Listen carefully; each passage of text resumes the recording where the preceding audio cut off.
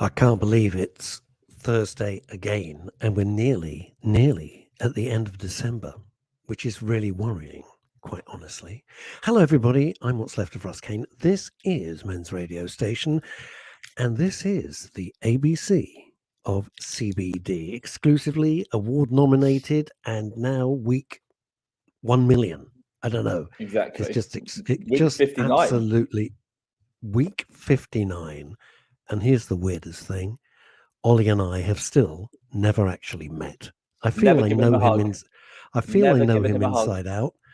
I feel he's like become a really good pal, and we've What's never up, met. buddy? Never met. We are buds. We're buds, and it's One of quite those internet-based extraordinary. romances you hear about all the time. Yeah, You know, easy like, fella, where easy. did you meet Russ? Oh, I met him on the radio. Oh, really? You met him on the radio? Yeah, I met him like you, online. but hang on a minute. I like you, but I'm not ready to go to John Lewis and choose curtains. Just put it out there. Wow. And good news, the days will be getting lighter soon. This has been just a fabulous series. I have enjoyed every single one. Without further ado, it is the hunk of hemp. It is the Count of Cannabinoid, Oliver Mammon. What is up, everybody? I hope you're all filled with Christmas cheer. Merry Christmas to all of you out there celebrating. Sorry, a little tongue twist right there. Just want to say thank you very much to everyone who's joined us over the last year. Thank you to all of our guests. I also can't believe that we have reached Christmas. I can't believe it's the end of the year.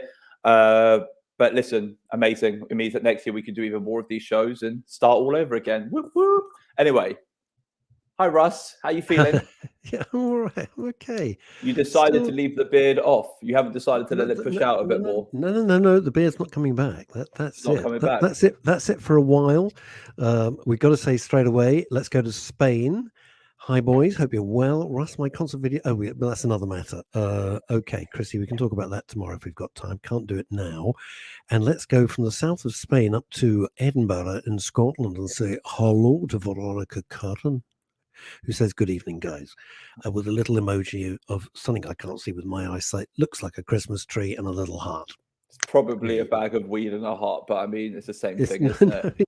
Face. It's trees which we celebrate, you know, whether it's a Christmas tree or a bag of weed. It's very like, nice. Anywho, we have a special guest. We have do. Adverts to play. We have a show to get on with. Come on, Russ. Sort it out. Oh, I see. You're right. Fine. You're supposed to be in charge here. No, not at all.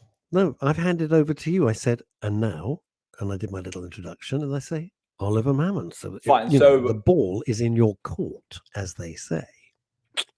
Roll then. So we're joined by Sam Cannon again today. We actually had Sam Cannon about 10 episodes ago, but we had some technical issues. So before we do our introduction and before we bring out the guest and we talk about, well, what we're going to talk about, let's have a quick word from our sponsor, and then we will roll on with the show. I'm sure you've heard before that good quality CBD needs to be really, really expensive. This is the new view of CBD, a product created by users for users, a product at an affordable price, available everywhere at any time at the simple click of a button. Just CBD and MCT oil, no additives, no preservatives, and no flavor enhancers. It's a simple subscription-based service, the cleanest possible CBD delivered to your door for the lowest possible price. Your product, your rights for the lowest possible price.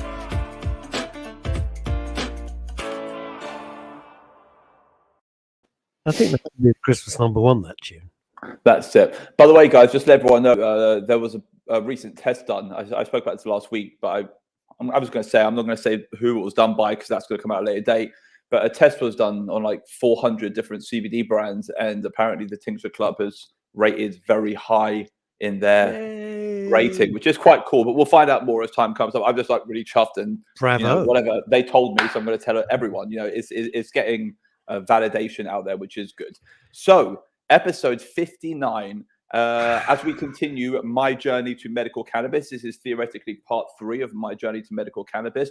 I wanted to get a patient's perspective. So 2 weeks ago, we were joined by Tim Henley, who was I wanted to find out what the sort of journey I'm going to be going through from his Access Canada perspective. Last week, we had on Mags Houston from Project 21.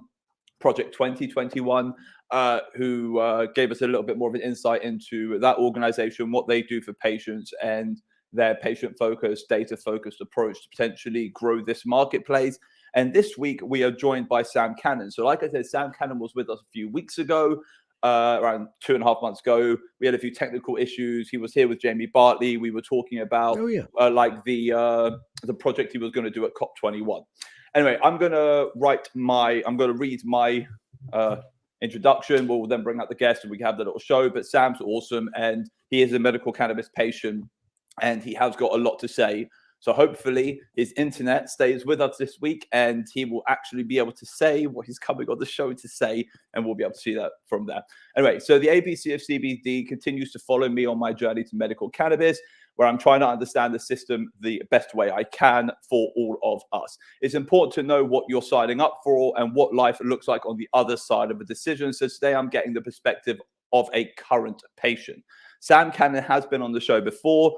Unfortunately, that show was plagued with technical difficulties. We have take 2, and we hope for a smoother conversation regarding his journey to getting a prescription, what that was for, and how he has found the UK medical cannabis system so far, the service, and generally his experiences since becoming a legal patient.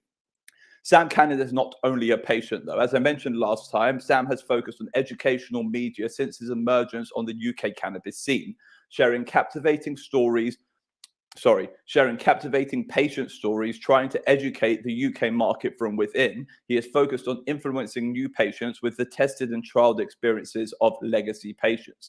Through the use of storytelling, through his work in the community, through his tireless efforts, he has built a great reputation as an influential educational provider.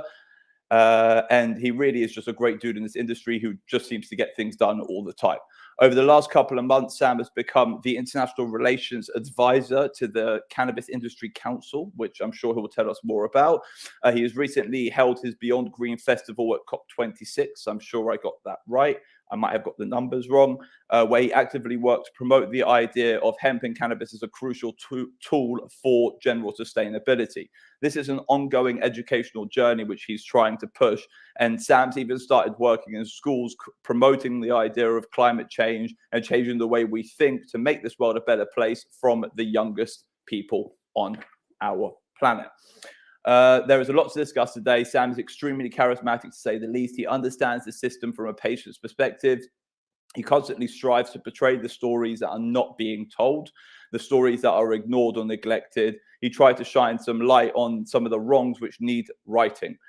The stories of the sick, the weak, the vulnerable who are criminalized, the stories of the limitations we're placing on ourselves as a country with the rules we currently have in place, and the general limitations of this cannabis industry, which we are all in. He has been a constant voice since his emergence in the cannabis scene. His Beyond Green movement is gaining extreme momentum, but people like him need more support from everyone to make real change happen. Let's bring on Sam Cannon. Wow. Thank you very much. That's like the longest introduction I've ever heard in my life. Yeah, I'm sorry. That was slightly longer than the entire Lord of the Rings trilogy. Should I try and do it again, but do it short? I could try and do it again. Called Sam Cannon. Boom. Give me 4 minutes. There you go, Russ. There you go. That's the short and sweet of it, isn't it? Ladies and gentlemen, Sam Cannon. Boom. That's kind of it. There we go. But no, thank you, Ollie. Thank you for that very nice introduction. Well, I'm going to shut up now, aren't I, for the next hour? So nice one, no, don't do that. But I think we know we don't do that. I've got things to do. Before we went live on the show, we hadn't even got a chance to really say, hello to Russ. Hi, Russ. How are you? Nice to actually speak to you properly. As I say to everybody when they ask me that, I say, well, I'm still here. Still there. Quite frankly, to be honest with you, after the last 2 years, I am happy to say I'm still here. And on my screen currently, Ollie's right-hand man. There you are. Yeah.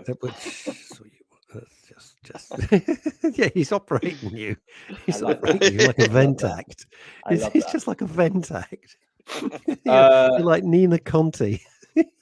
By the way, you know, you're a little bit of flattery. You're both relatively awesome DJs. You guys should bond over that for around 30 seconds. Should we DJ? I've never been a DJ. Oh, you're kind of in that DJ world, aren't you? I don't play music. I don't play music. You've never spun a few tunes, Russ? No, I don't like. No, it's not my cup of tea at all. Although interestingly, next year, all being well, fingers crossed, next year there'll be a very hard rock, just a rock show. Something I've wanted to do for ages. Not on our channel, but we might shove it in somewhere. It'll just be one of my favourite rock tunes. I'll definitely listen. I'll listen all day long.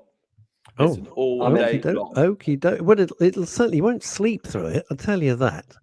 Now, Sam, before we get get into the chase here, and what is the background? Is that you're broadcasting from Las Vegas or? No. I've got my kids turning up, and I thought I can either sit in the living room and they're going to turn up and they're going to interrupt you, and it's going to be another nightmare like it was last time. They'll come they'll probably come and kick you. Yeah, they'll come and join a little bit, but I thought I'd give myself a little bit of breathing space. So I've got the background. They're 27 years old. This is, but you've got to get grip, man. So I've currently got the background, like if I'm sitting in my little girl's room. So you've either got her bunk bed or this, and this was a stage at Live Nation built in 2018. No, 2019 in Saudi Arabia, when we were one of the first. And Ollie's very quickly. I think the pyramid stage are going to sue somebody. That's what I thought. Sorry? Right. I think the pyramid stage are going to sue somebody. I think Michael Eavis is about to sue some Saudis. Right, Sam. Now we've got you. Let's kick off with the first question, which is from before we get into everything else, because we love Men's Radio Station to be completely interactive, which it is, and we don't censor it. All your comments are up there for everybody to read. So, how did Beyond the Green go? It was very good. Thank you very much. It was. I would say it was one of the most stressful events I've ever put on, but we had a lot of help. We worked with an incredible venue up there called St. Luke's. We had some amazing artists performing. We had a lot of the hemp community up there. Thank you very much, everybody that came, all of the vendors, all of the panelists, all of the speakers, and a 3-day event during the course of the United Nations Climate Change Summit to showcase to the world how good a tool cannabis is to combat climate change. And what's amazing is that, I was so stressed out over the whole weekend. It was horrific. Sitting there going, oh, this is all wrong.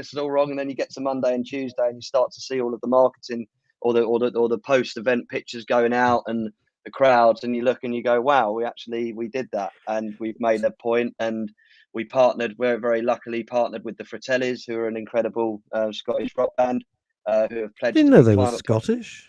Yeah. They're the one. That's it.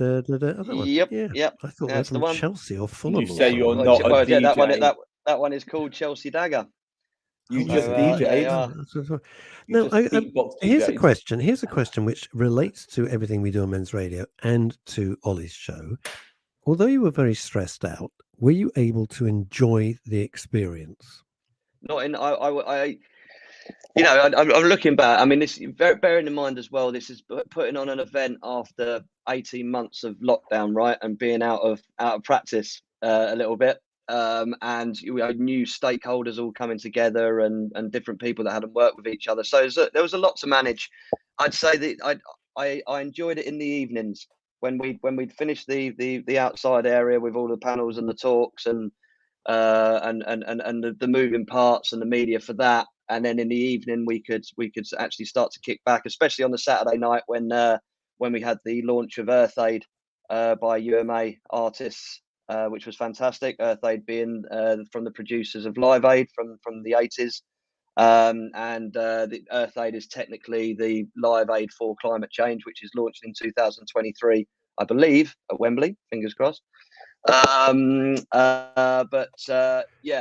think it was, it was mixed emotions. Do you know the way my mind works? And the way my mind works, when you just said, oh, we're going to do Earth Aid and it'll be 2023, and I'm thinking, how many of those acts who were on at Live Aid in 1903 or whatever it was aren't alive?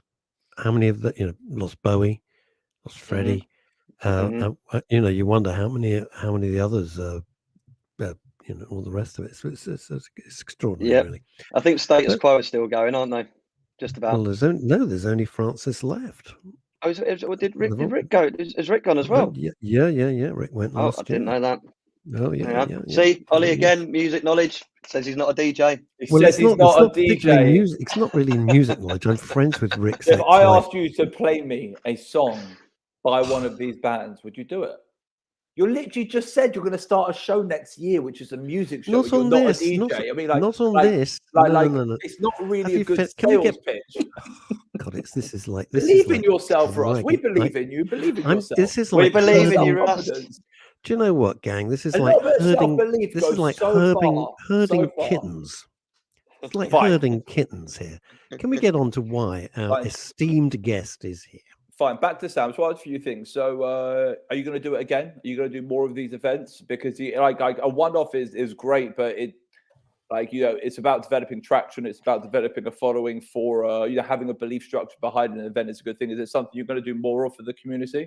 Has Russ left? Definitely, but definitely. Oh, there we go. It's not my. Just talk. We just keep going. We keep going. He'll come back. He'll come back.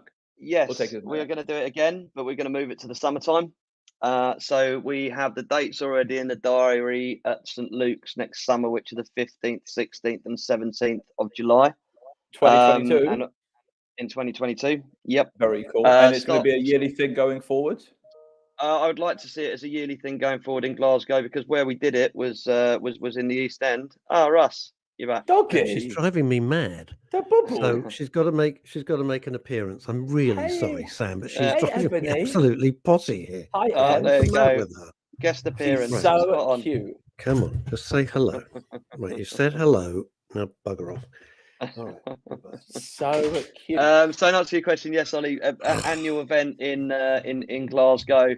Next year is the 15th, 16th, and 17th of July, which is going to be wonderful, because doing an event in Glasgow at the beginning of November isn't exactly the nicest of weather. You think? You want to answer my next question? You just answered my next question, which was like, would you change anything? And I assume that the weather was the main thing you would change. Hence why you're making 9 months freezing later. Up there. Just a little thing, right? So you're running around, you're doing a 3-day event, you're really stressed. Then someone, we've lost Ross again. But then someone comes running up to you and go, the diesels or the diesels run out on the generator, and you're kind of a bit like, we weren't planning for that one. And then the petrol stations, God knows how long. Now, understandably, the people listening to this were saying, it's not very sustainable if you're running a diesel generator. But just to let everybody know, the whole point of this event was to showcase how an event actually currently runs. And then what we have done is we have offset all of the carbon footprint that it created with hemp carbon credits, which then showcases how you can actually start to use this wonderful tool that we have in our arsenal of the industry that we work in to not only, offset the carbon footprint essentially with carbon credits, but then replace the diesel in the diesel generator with hemp biodiesel, right? So then you can actually start to look at the ins and outs of the events industry.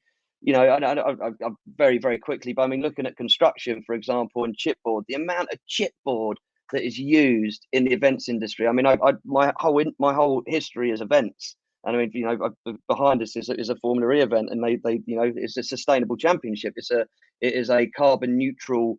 It was the first ever carbon neutral sports championship in the world, because of all of the efforts that they did to make themselves carbon neutral. But there are still certain things that are used, and if you're using wood chipboard, and you can simply just change that in the events industry and move it to hemp chipboard, you're locking in all of that carbon, you're producing a product, and hey, let's use loads of it, let's put on loads of events because we need lots of it, because it's going to sequester lots of carbon, right? Sam, what we need for Formula E, of course, is for Lewis and Max to go over there the next season. What an end go over the next season and see how that pans out. Can you imagine? Well, actually, so Lewis Hamilton's actually got a team in Extreme E, which is the off-road version of Formula E. Yes, So Formula being the street car championship, Extreme E being the the off-road one, and then they're bringing out a new one now, which is called E1, which is electric power boats, which is Electric power very boats. Oh, electric wow. power boats, yeah, which is very cool. Yeah, Okay. very cool. Interesting. Last time I was in the States, I was on just for you ecological boys, I was on an electric boat out in California. It was quite fun. Wonderful. Because you start moving and you're waiting for the engine, or you're waiting for something, and all you hear is as you go through the water. There's no noise, absolutely no noise at all. It was extraordinary. No, the Californians are definitely leading the way with it all. Ollie, I just want to ask, mate, because you did mention about Christmas cheer. So I've come equipped with a beer. Did you guys get a drink at all? I've got a drink. I've got one right here. That's good. That's really good. We can have a little Christmas cheers together. Give me 1 second. Yeah. I just wondered whether there we go. Lovely. Russ, did you come? You feeling left out? Yeah, mate, you didn't come. I'm on a pilgrimage of purification. Wonderful. Well, cheers. Happy Christmas, everybody. I'm obviously lying. Yes, Merry happy Christmas. And if you don't celebrate Christmas, happy holiday season. Happy holidays. If you don't do that, get a grip, for God's sake. Come on. Fine. December, So I've got a few questions. First of all, I just want to say one thing. I actually personally think the entertainment side of this is actually very valuable, because it's all about engaging. It's about engaging the kind of population with an idea. And to engage a population with an idea, there's two ways you can do it. You do it through information or through entertainment. Either way, you're trying to educate. And I do believe that there's a kind of a warmth which comes with entertaining people whilst you're educating people. And I believe it creates a culture around something. It creates it creates more fun around something. It makes it more enjoyable. And I believe if you can make change enjoyable, you're more likely to get traction. So I am I'm really pro everything you're doing in the industry. I think it's very smart. I don't think many other people are doing it that way. We're trying to be quite formal because we believe that's what people want. People want the formal approach, but at the end of the day, a little bit of fun goes a long way. So I just want to say, Ollie, you're so right, because I just know the way we behave. Look, I've seen what we've done as a UK cannabis industry. We try and be suit wearing, suited up, booted up, clean professionals, when actually, a little bit of reality and warmth and culture and almost like a cuddle of entertainment goes a really long way. It goes far. So go on, Russ. I think people. No, all I was thinking, especially the last 2 years, we are all exhausted. I know I am. I can't work it out why. It's something we talk about a lot on Men's Radio. I'm absolutely exhausted, and a lot of people are. I think there's this low level of anxiety, but we are tired of being lectured. We're exhausted. Sorry, Russ. I did say this might happen. Apologies. Hello. Well, look, the most I can do is bring up a mini schnauzer. This is obviously you're trying to play top trumps here. Welcome to the show. You are the youngest person we've ever had on the show. Congratulations, you're our youngest ever guest. It is. So, Ollie, this is not a good time for you to get a Tourette's attack. I'll behave. Just pointing it out. We're officially PG. We are PG. This is like the Walt Disney version of the ABC CBD. I'll come out in a bit. That's good. All right. This is good. I don't know what Ollie's going to do. See, I started off bringing up a mini schnauzer. You suddenly bring up a small child. Ollie, we don't know. What are you going to do to trump that? Oh God! Suddenly bring out ET. Hold on, okay. Just bring out ET. Be like, you know what I'm going to do? I'm going to stay on track, and I'm going to get on with the show. I'm going to be the mature you can be one. Professional. I'm very impressed, Ollie, that you're being so professional. I'm going to be our linchpin tonight. So listen, the main reason I kind of got you on the show today is fine to talk about what you've done. I really wanted to have a conversation with you after the last one, which was a bit more, a bit more of a real conversation as opposed to the start-stop. So I'm really happy you've joined us. Russ comes out with dog treats for his dogs. He's going to disappear for a second, have another little moment. That's all good. So I'm going on this journey. I'm going on this journey to medical cannabis. And like I said, over the last few weeks, we've been having a few guests on regarding that. I know you're a patient, and I've been meaning to get a patient on. I wanted to talk about, why you got a prescription in the first place, how your journey's been. So, and I also know full well that one of the main things you've done in the industry, you've done a lot of interviews with patients, but I don't know if you've actually ever been behind the camera. I don't know. I've never seen the interview of Sam Cannon. And I just want to say, I wanted to kind of run a little interview with you to kind of find out what happened on your journey and why you ended up with a medical cannabis prescription in the first place, and how long you've been a patient for. And if that's something you're happy to do, I would love to kind of go down that route with you, and then just kind of get an insight into the industry, into the medical system that I will be joining soon. I wanted to get kind of an insight from your perspective. Yeah. So I mean, I'm going to ask the questions. I want to keep on track. I'm going to ask questions. Okay, cool. Yeah, cool. fine. Start So let's start. Let's start about. We're going to start right here. This isn't worry. I've taught him too well. Unlike Dr. Frankenstein, I've created Frankenstein's You created monster. a monster. I can You only created a apologise. monster, but nobody wants to see my Marshall fault. no more. They want Shady on chopped liver. Anyway, so basically, Eminem, God bless him. Anyway, so basically, let's talk about your journey to becoming a patient. So I want to know your first experience of cannabis as a medicine. So the first time you realized that cannabis was a medicine for you, and what you were suffering with, and how A and B kind of came together. I think that, you know, trying to work out where that shift was is really difficult, because I think it happened over a sort of a gradual space of time, and that was probably about 6 or 7 years ago. It was about the same sort of time I was leaving Ministry of Sound, because I used to work for Ministry of Sound before I then consulted for Formula E. And about the year before I was leaving at Ministry, it was so on top with people leaving and work, and I just felt that I was crumbling as a human being. Just the stress and anxiety was just horrific. And I'd had antidepressants in my 20s, and I really didn't like them. Didn't really know what to do, so I went and put myself into a psychiatrist. And which was one of the best things I ever did. Really, did 8 sessions with them. You know, and one of the questions was, you know, do you smoke cat, or do you take drugs? No, I don't take drugs. I use cannabis. Not even questioning whether it was from a medicinal point of view.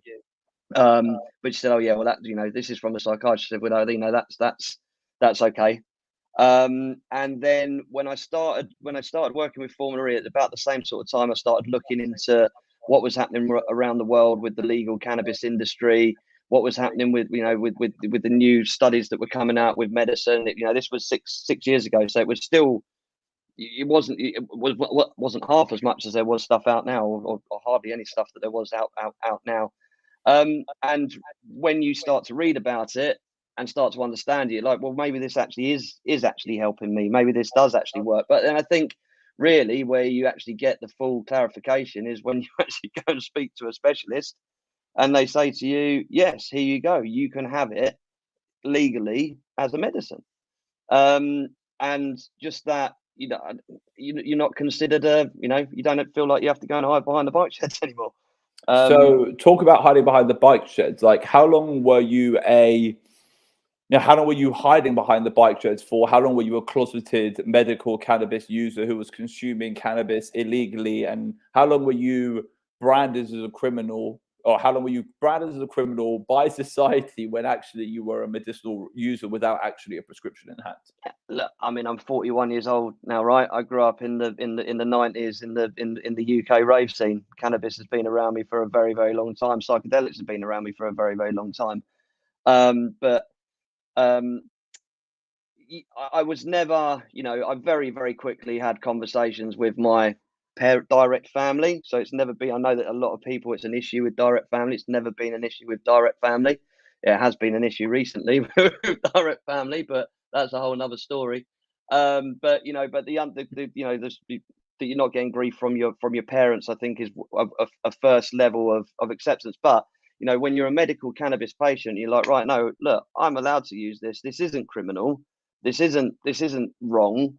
And this is something I've always felt, but I've never actually been able to stand up and say it, because if you are caught with cannabis and you are not a medical patient, you're considered a criminal, which is the most ridiculous thing, right? Because not every single patient can go and afford £150 a month on you know, and that's the cheapest that you'll get it with Project 2021. And I know that you had Mags on, and you've had Tim Henley on as well, and you know, Tim's Access Canna is a very, very good setup. The way how they're delivering it, there's some problems with supply chains, but you know, it is you can access it, but it's still expensive. But even so, on Project 2021, it's actually cheaper than getting it if you go and get it on the black market anyway.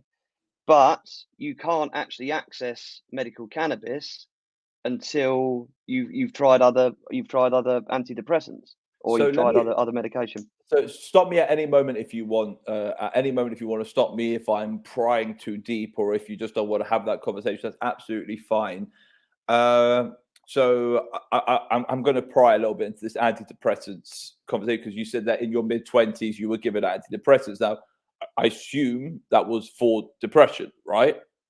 Yeah, I mean, it was for depression. It was, you know, was I clinically depressed? Did I get proven as clinically depressed? No, not that time. I went into the doctors and said, look, I'm feeling low. I don't know what's wrong. I can't pick myself up. I've got no energy. And the doctor was very, very quickly to prescribe me mild antidepressants, right? And then, but I just didn't like them, mainly because they just completely turned me off sex. They just completely just numb you. And they were the mild ones as well. Can I ask? So we spoke Sam, about. can I ask? Sorry, Just yeah, go ahead, out of Ross. curiosity, which particular type of antidepressant were you prescribed? I'll have Remember to go the name back of and it? have a look, Russ. I can't remember. No, I can't remember. I mean, I'll be able to look through my. It didn't improve you. You didn't feel better from it. It just numbed you a bit too much, and as I say, it just numbed you. I've got to agree with him a little bit, Russ. Russ, if you think about our conversation last week with Mags, okay, let's go back. Let's imagine that Sam's not here and Mags is here, and literally, let's go back to that conversation. And we were talking about my bubbles. Do you remember? And I was saying about how, yeah, sure. You know, I was really happy that my dad didn't let the doctors put me on the drugs which they wanted to put me on. You know, like the numbing drugs. Now, Sam's also a creative. You know, like he's a creative in the sense that he makes and plays music, and he's a creative in the sense that he creates events. It's a very creative role. The same with you, like you said, you couldn't lose your creativity. And my biggest fear was ever losing my bubbles. Now, as three creative people sitting in a random internet space made up of ones and zeros, okay, we can understand each other that loss of creativity, that loss of bubbles is not something we ever want to even try and live life without. And that's one thing I really wanted to ask him. I was like, you know, what was life like before cannabis came into it? And the fact that you even brought up that numbness, that it numbs you too much, I can really understand that. That's one of my biggest fears of conventional pharmaceuticals, you know, is like, what's it actually going to do to me up here? It's always been one of my biggest fears of them. In fairness to the pharmaceutical industry, just to put a tiny little bit of balance in here, is that finding the right, I'm going to say, balance for you. And this is not derailing where we're going with this. It you know, to hit it off first time, you got to be darn lucky. So it does take a little bit of fine tuning, or perhaps going on to another brand, because some brands do have very unpleasant side effects and don't agree with everybody, and some people feel absolutely fine. So it's not one size fits all. It's not, you know, it's not one of those. And to be honest, Russ, I mean, I'm not pointing the finger. It just wasn't for me. It wasn't for you. No. That's a very key point.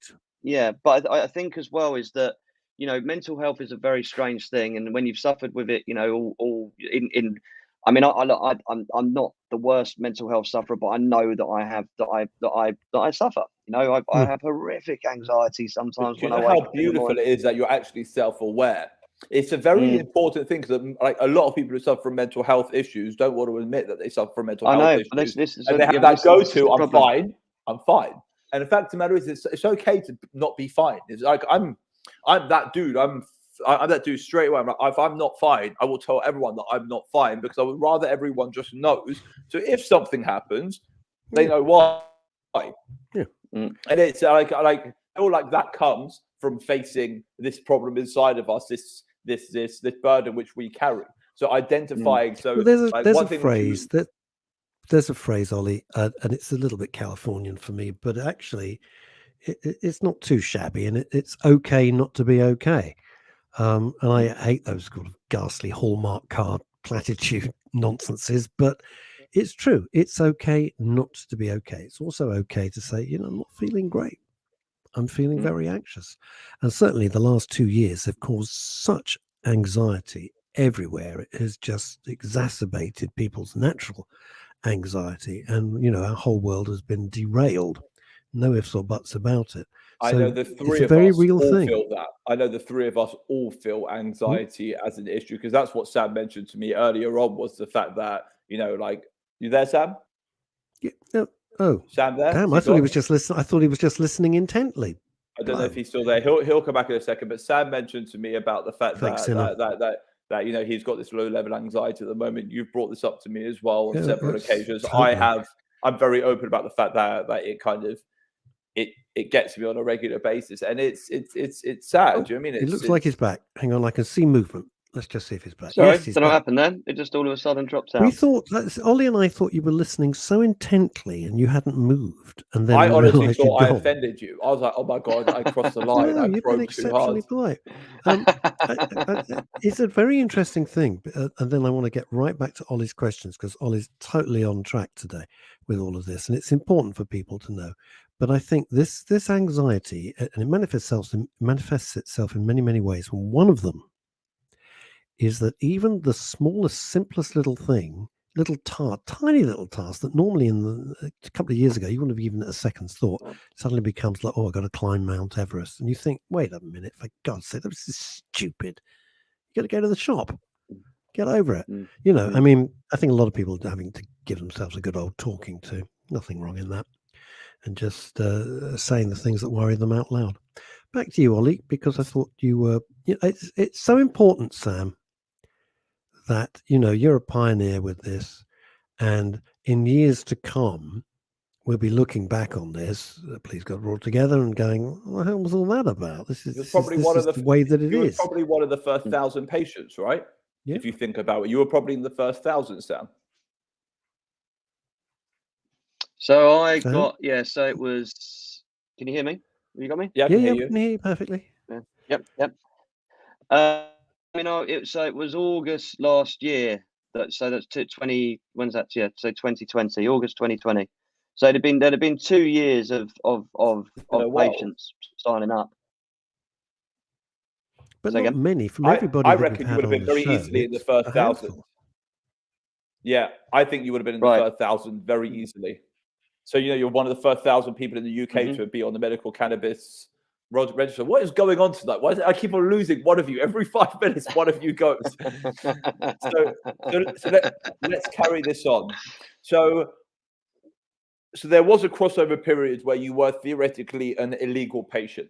So when you were an illegal patient and you were working for Formula E and you were traveling around the world and you were going to different countries around the world, how did you find not having your meds in those countries and not being able to get your meds in those countries? And if you were to get your meds in those countries, you'd be breaking horrendous laws. How was it living with that? Yeah, look, you're traveling with a motorsport championship. You stick to the rules, right? And generally, when you are traveling with a motorsport championship, yes, going on stage can be absolutely terrifying. But it all depends where you are. I mean, being in the States, where being in California, where it's essentially legal, or in Uruguay or in Canada. But in you respect everywhere you go, and generally your mind is taken off the things that sort of make you anxious. But you can be in any situation, and it can trigger. And as I say, the mornings are the worst sometimes, especially if you've had a bad night's sleep or a nightmare, and you wake up and already your anxiety is heightened. So then, like you say, Russ, everything that comes at you when you're thinking about the day ahead is just this everything just imploding, and it's a horrific place to be in. Unless people have experienced that before, it's a difficult place to understand. And antidepressants, yes, they will numb you. Psychiatrists, going to psychiatrists and speaking, and thinking of the things that that you can do to distract your brain and get up and have a shower, and all of these things. Yes, they can help, but what I've understood in my whole life of suffering like this, and I've been suffering from my early teens, is there's actually nothing better than vaporizing some dry herb, and it just literally just takes the edge off. And if that dry herb can be delivered to my doorstep in a legal manner, as it does do these days, and we can make that access better for everybody, and we can get it cheaper on the market, then I think that is going to play a major role in the future of people's mental Can I health. drill down a little bit here, Sam? Because you've mentioned a lot of things, and I want to see that you vaping dry herbs, how it does. So it doesn't numb you, or it does numb you, but it numbs you in a different way from pharmaceuticals. Yeah, you've still got that life inside you, right? You've still got that. I mean, a lot of the time, I mean, especially with the medical cannabis that I get prescribed, I'm supposed to get an indicator. It's supposed to chill me out, but it doesn't. It actually gets my mind thinking about all of the incredible things that can possibly happen, and let's work to try and What was achieve that word you used? You were supposed to get. You were supposed to get a what? I'm sorry, I missed what the word was. Oh, I don't You know were what I supposed said. to get a some. You said you were supposed to get a It's something. supposed to Never right. subdue him. It's supposed to subdue him, but actually it lifts Sorry, uplifts yes. him. He was supposed to get an indica. An indica is like it's the strains which are a lot more subduing, a lot more Okay. like a relax making as opposed to uplifting and elevating. Got it. But I Got think it. you know, I thought it was some machine going to turn up from Amazon. Sorry, I completely misunderstood. No, I'm But serious. I think, That's what I thought you meant. I mean, I mean, Ollie's a much more of an expert at this than I am. But from my understanding, it's not down to the indica or the sativa whether it relaxes you now, right? From what we're understanding, it's down to the terpenes and the balances of the cannabinoids. Is that correct, True, Ollie? but I mean, like, so it's like it's like addition by what's it called? Addition by subtraction. So theoretically, these terpenes fall into the categories of sativa and indica if you really want them to. Now, we live in this brand new world where there are no real textbooks out there, and the only textbooks out there are written by people who have the same amount of experience as us. So in theory, your textbook, which you've created over your lifetime of living, this hidden knowledge book, which you have as someone who's lived this journey, is as valuable as any cannabis book out there if you really do believe that your experiences actually like if the lessons you've learned from your experiences are actually are actually real in regards to the effects of cannabis have had on your life. So when I think of terpenes, I categorize them in terms of sativa and indica. So yes, sativa and indica don't really mean anything, but they give me this almost two encyclopedias to be able to split my information across, as opposed to having one massive book and all of these different directions all over the place and a massive scatter diagram of mess. It gives me an ability to almost compartmentalize my knowledge into these subcategories, which I've always held to be accountable, but in reality, they might not be. But based on my analysis and based on my journey, it's where the story fits in.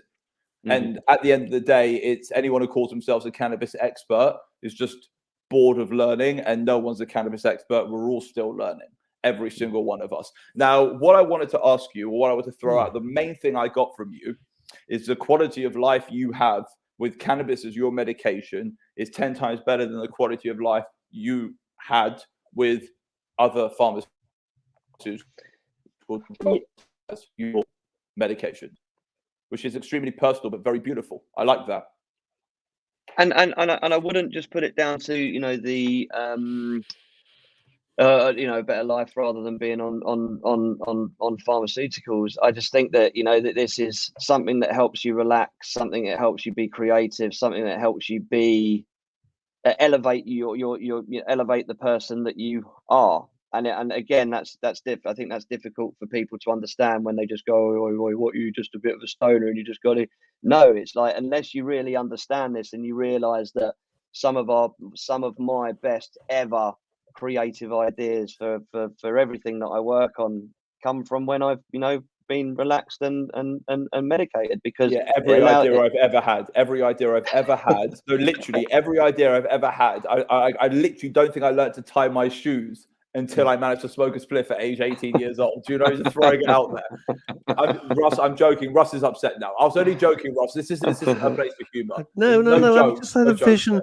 I just had a vision of your dad having to drag himself into your room every day as you go to school, tying your I had shoelaces. Velcro. That must I had be Velcro. exhausting.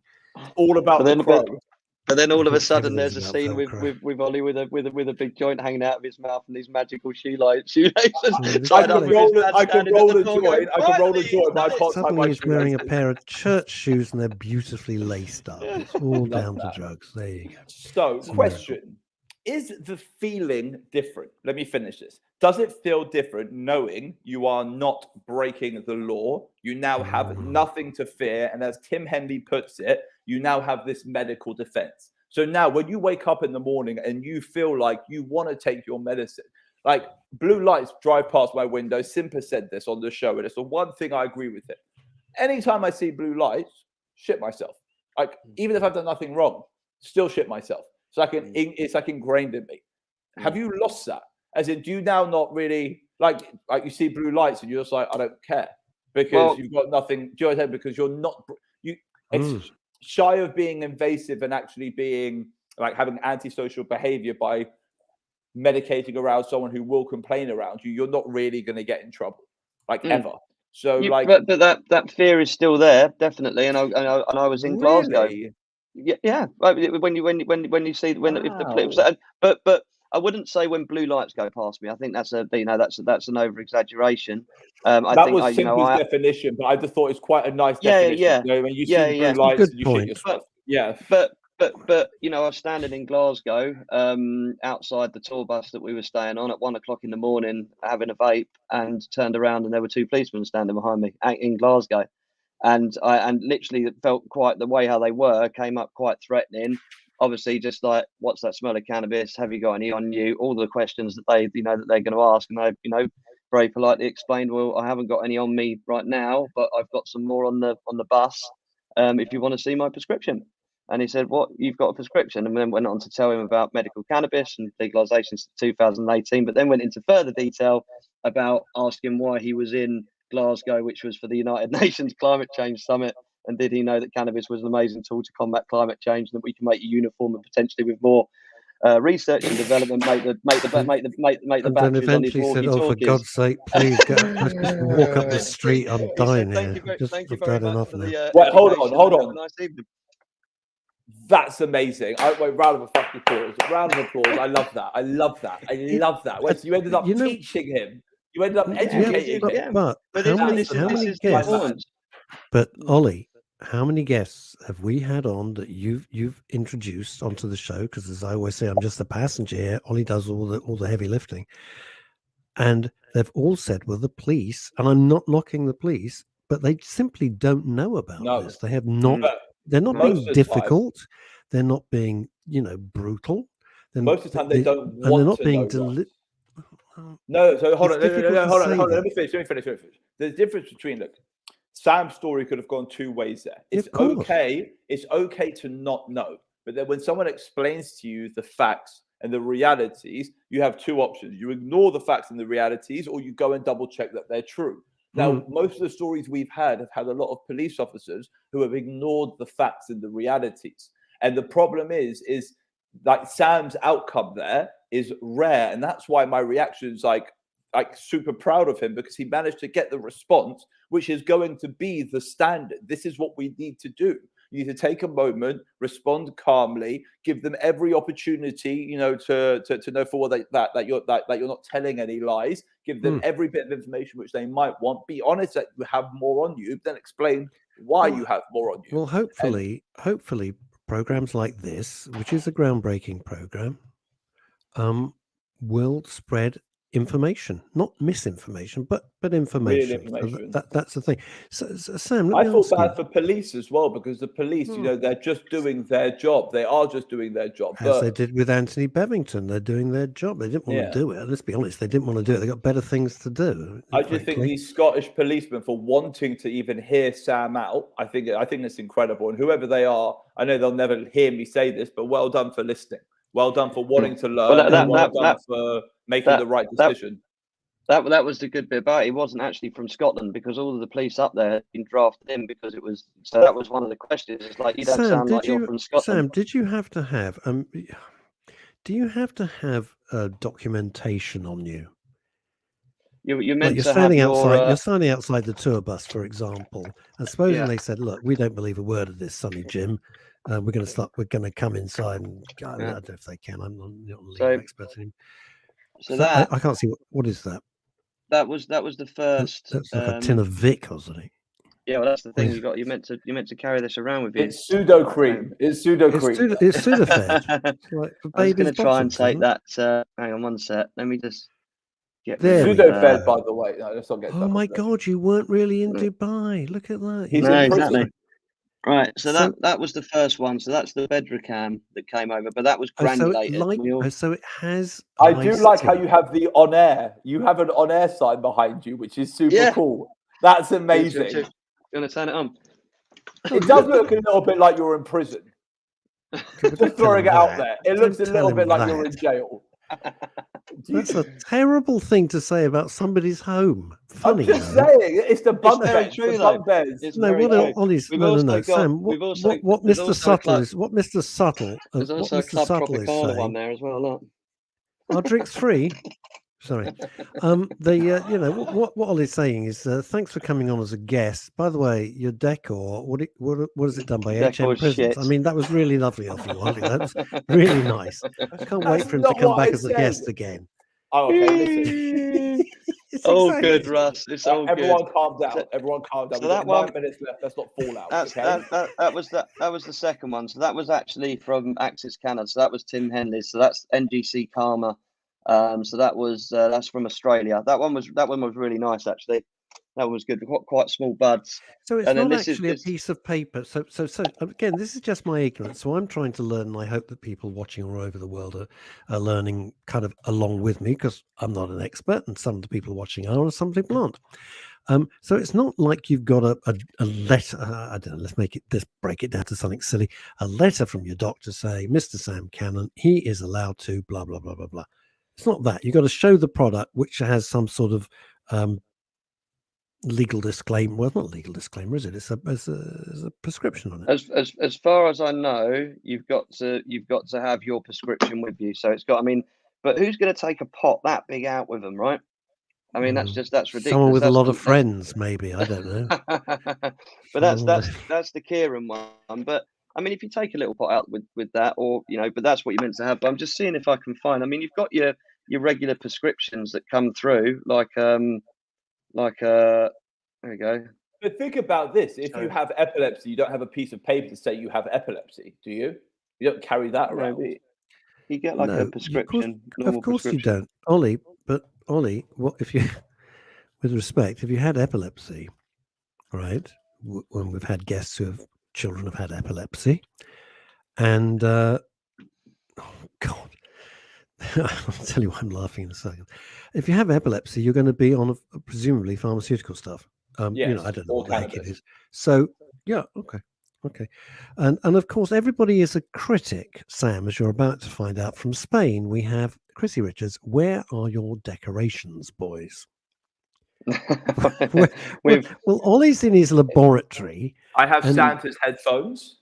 It's got Santa headphones. What more do you want? I'm wearing like I have no idea. Anyway, I don't do it. I'm really sorry. Actually, I'm We've really let Chrissy sorry. down. No We've let Chrissy down. Gee, I wish I had You like should- a you Santa sh- hat you- or something. You should have done it, Ollie. Right. Yeah, at least Terrible. unlike Like, yesterday when literally unlike yesterday when I did some television with some quite well-known people, and I had to wear reindeer antlers. Nothing like trying to do really serious news stories when you're wearing reindeer antlers. I mean, gee willikins. I want to see So- a picture. I want to see a picture. Fine. So what? All right. So to answer go- the go, question, Ross, you're go, not Ross. carrying pieces of paper, and what was the thing that you were showing on your phone? Is that? Oh, is that was just like, you get a regular prescription like they would write Oh, I out for any All right. pharmaceutical. That's what has to go. But you can. Do you think that's a problem with the system? Do you think that's a problem that you don't have any form of paperwork or anything like that? Well, I think that Do you we've think just that maybe got if you completely had wrong. if you had like a recreational license, or what's it called, like a recommendation from your doctor, do you reckon that would be something we could almost boast more proudly about as potential patients? I think it should be exactly the same as it has been in America, where we have dispensaries where you have to go and show your ID to walk in. You have you have a driver's license, you have a cannabis card. I mean, there's some on the market, but you get one that is, that needs to be through your doctors or whatever, and you can walk in, you can buy Why not make it whatever simpler? strain you want. Sam, Mm. a little thing called COVID-19. Don't know if you've noticed that. What? Yeah. And on your phone, you have to have all this NHS stuff before you can do a lot of stuff. So it's simple. We have the technology. And it's the technology, exactly. It's there. So you don't Someone need would think that they're gearing up for it, wouldn't you? Almost like you have to have. Yeah, well, let's not get it. Let's not get into that. But couple more questions. It's there. You could have it on your phone, couldn't you? Couple more questions. So one thing we had from Edward Granger, he was a patient he's an epileptic patient we had on maybe 8-10 episodes ago as well. And Ed said to us, maybe more, I think we had him on in July, and he said that he finally has a doctor who he can speak to, and he finds it he's an epileptic patient. He said he actually has this communication with a doctor that he's never had before, because his doctors have always been quite rushy with him. Do you feel nurtured as a patient? Now you're a cannabis patient. Do you feel more nurtured as a patient, whereas before you were just kind of going in there, take these antidepressants? Do you feel there's more communication? Do you find that maybe the doctor is more willing to try and almost find the right cannabis medicine that works for you? Are they trying to learn off of you? As in, like what's your experiences of the system? Yeah, they get excited. When we have our catch ups, they get excited about the effects that it's having and the responses that they're getting from a number of patients that they work with, which is fantastic. Which is what we need. We need real life evidence, right? I mean, watching what was going on in Westminster the other day, discussing access for medical cannabis to the kids with epilepsy, and just it being talked down by the Conservative Party, saying that we need more evidence. There is evidence globally everywhere that that this has if you want evidence, there is evidence there. I get if we need to do more evidence here in the UK, but that does not stop you giving children the product that they need to stop them having however many fits they're having daily, right? It's an absolutely nonsense. But yes, but I think that we still need many more doctors here in this country that actually understand the plant better, rather than being a doctor in the first place and trying to understand the plant. I think there needs to be a real education piece here, where people that actually really understand the plant and understand the benefits get given the chance to actually really sit down and educate the doctors that are going into prescribing this, to make them realize, and not so that they don't actually have this fear that they're going to be turning. And I take these words out of David Badcock's mouth. Not everybody's going to turn into psychotic monsters, right? Yes, we know that there are situations where cannabis should not be prescribed to people because they suffer from psychosis and schizophrenia, but that's high THC. What they are actually starting to find out now is that high CBD can actually help with psychosis and schizophrenia. So all of a sudden you've got something that's actually flagged it up at an earlier stage, but then you can actually treat it with exactly the same plant or just a different version of that plant. So I think, all of this needs to come to the forefront. It needs to stop, stop going round in the same circle that we've been going round in for such a long time. And I really hope 2022 is going to be that time when we, everybody actually pulls their finger out and starts trying to deliver on this. Now, before you disappear, because we're running up to the end of our time, important question: is Formula E coming to UK? 2022? They will be, but I'm no longer working with Formula E. Then scrap the question. Scrap the question. Hold on, no. So I've actually got an important question. I've got an important question. Would you recommend the medical cannabis system, the UK legal medical cannabis system? Would you recommend it to other patients? Would you recommend people out there who are closeted cannabis users to join the system? I would say yes, but just bear in mind that it's still going through its teething problems at the moment, because we are at the absolute infancy of the legal cannabis industry And here in just the look UK. at this comment coming in from Spain from Chrissy Richards. I wish my son had it. He wouldn't take his tablets. Bless. Well, do you know what? Thank you for everybody for all your comments. Sam Cannon, you've been terrific. Incredible. Thank you very much, Ross. Take no notice of Lawrence Llewellyn Bowen's comments here about your decor. I think it's very charming and very, very nice. Thank you, everybody all over the world, for watching and joining in. Thanks to Ollie for being just an extraordinary human being. just gonna love the guy. We will be back, God willing, and COVID willing, and everything else, same time next week, which is Thursday. Until then, try and stay out of trouble if you possibly can. Bye, gang.